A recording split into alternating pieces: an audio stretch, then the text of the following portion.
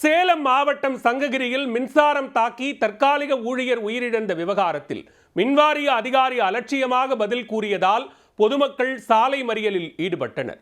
மின்வாரிய தற்காலிக ஊழியரின் குடும்பத்திற்கு நியாயம் கிடைக்குமா? யாரடா போன் பண்ணி வர சொன்னாங்க, நீ எப்படிடா வந்த? சாமி உன்னை பழி எடுத்தாங்களோ கூட்டியாந்து? ஆனா கம்பத்துல ஏறி இப்படி பண்ணி விட்டாங்களே. ஆனா துணியோடு பீச்சு போட்டா கூட நீ கம்பத்தை அப்பு பண்ணி விடுத்தானே போவேன். நீ எப்படிடா பழி எடுத்தாங்க தங்கம்? ஆனா 4 வயசு பிள்ளைய வச்சுருந்தாங்க. எப்படிடா என்னடா சொல்றது? சேலம் மாவட்டம் சங்ககிரி அடுத்த புல்லாகவுண்டன்பட்டியைச் சேர்ந்தவர் 32 வயதான தங்கராசு.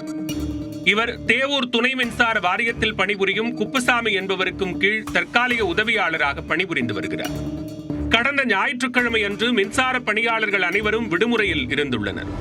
தேவூர் அருகே உள்ள கனியாளன்பட்டி பகுதியில் விவசாய தோட்டத்திற்கு செல்லும் மின் இணைப்பு துண்டிக்கப்பட்டிருப்பதாக தகவல் வந்துள்ளது.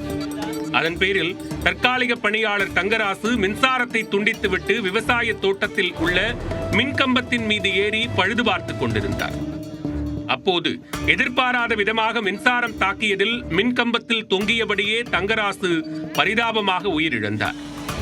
மின்வாரியத்திற்கு தகவல் அளித்தும் அதிகாரிகள் வரவில்லை என்றும் மின்சார வாரிய உதவி பொறியாளர் கதிரேசன் அலட்சியமாக பதில் கூறியதாகவும் பொதுமக்கள் குற்றம் சாட்டியுள்ளனர்.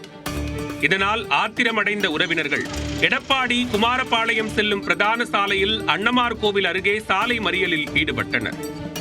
இதனால் சுமார் 5 மணி நேரத்திற்கும் மேலாக போக்குவரத்து பாதிப்பு ஏற்பட்டது. தகவலின் பேரில் விரைந்து வந்த சங்ககிரி டிஎஸ்பி ராஜா பொதுமக்களிடம் பேச்சுவார்த்தை நடத்தினார். தவறு செய்தவர்கள் மீது நடவடிக்கை எடுக்கப்படும் என போலீசார் உறுதியளித்ததை தொடர்ந்து பொதுமக்கள் மறியலை கைவிட்டனர். தேவூர் போலீசார் தீயணைப்புத்துறை வீரர்கள் உதவியுடன் தங்கராசு உடலை மீட்டு உடற்கூறு ஆய்விற்காக அரசு மருத்துவமனைக்கு அனுப்பி வைத்தனர். மின்சாரம் தாக்கி உயிரிழந்த தங்கராசுவிற்கு மனைவி மற்றும் 4 வயது பெண் குழந்தை உள்ளது குறிப்பிடத்தக்கது.